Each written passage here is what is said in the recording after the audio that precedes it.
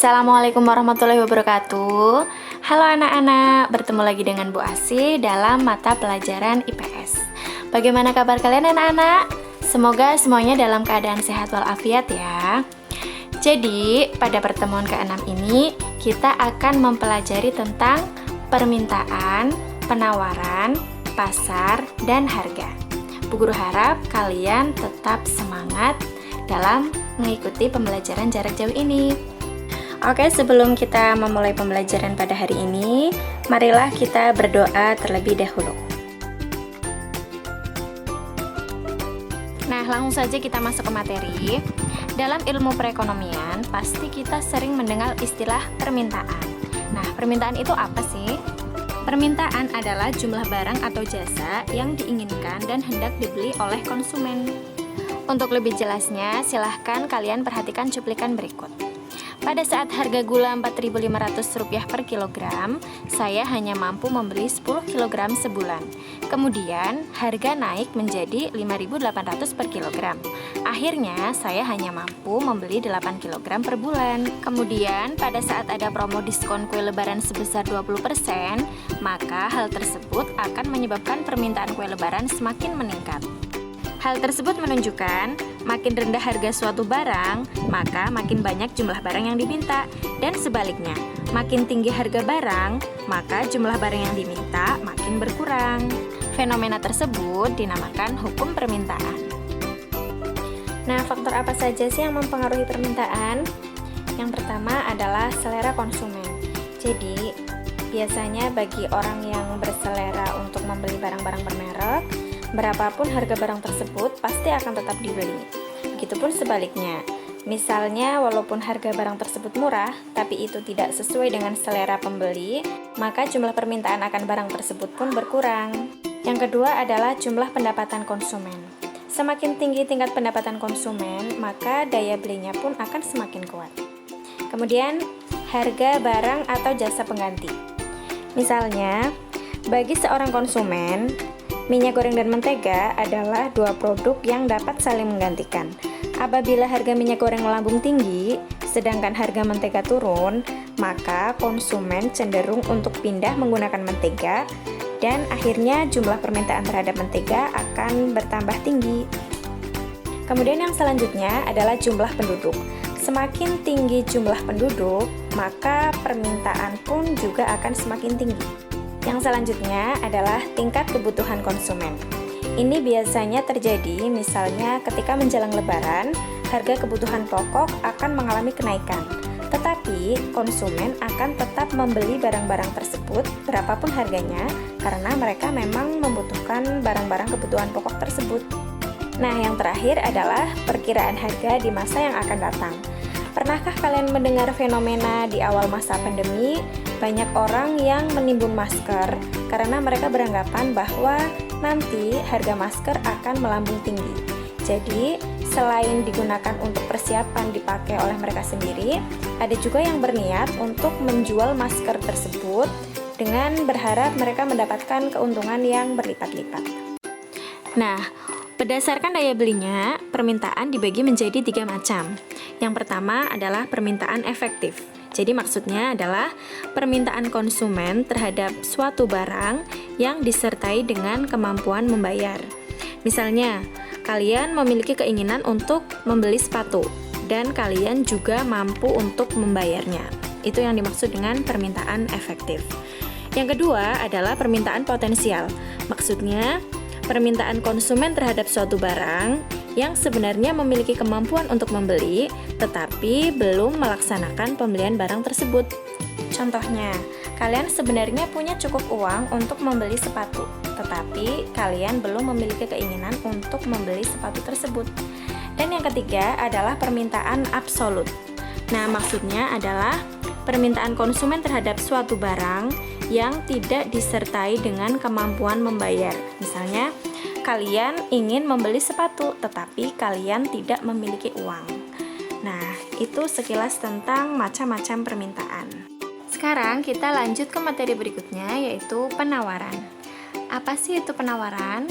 Penawaran adalah jumlah barang yang ditawarkan oleh produsen pada tingkat harga, waktu, dan tempat tertentu. Jadi intinya ketika kita berbicara tentang penawaran, posisi kita adalah sebagai penjual atau produsen. Untuk lebih jelasnya, silahkan perhatikan cuplikan berikut. Saat harga bawang merah naik, maka produsen akan menaikkan jumlah produksi bawang merah supaya meraup keuntungan yang lebih besar.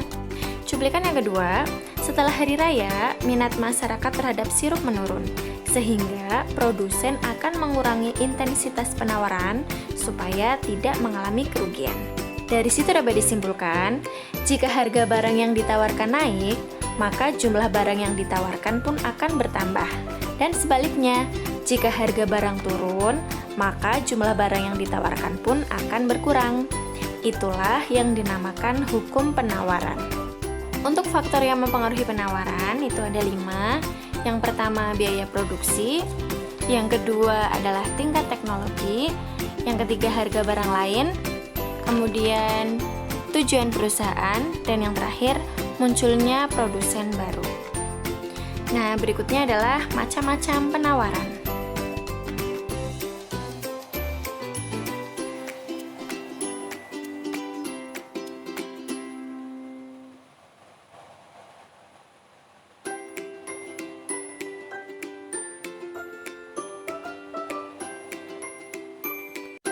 Nah, materi yang selanjutnya adalah pasar.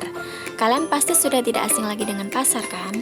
Ya, pasar merupakan sarana bertemunya penjual dan pembeli, baik secara langsung maupun tidak langsung, untuk melakukan transaksi jual beli barang maupun jasa.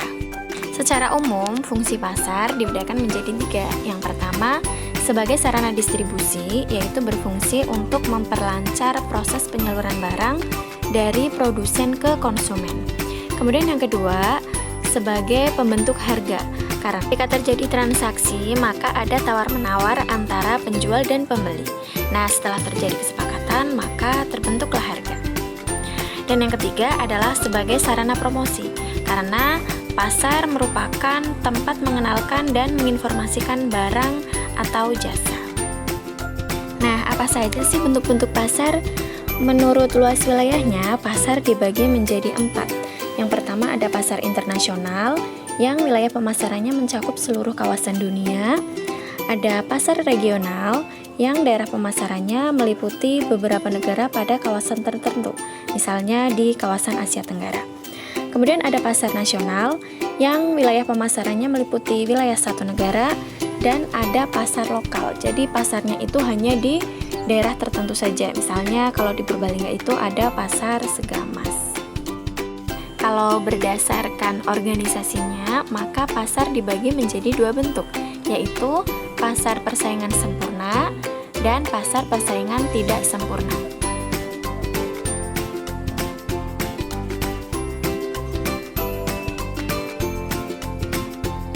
Sedangkan bentuk pasar menurut waktu penyelenggaraannya itu dibagi menjadi 4.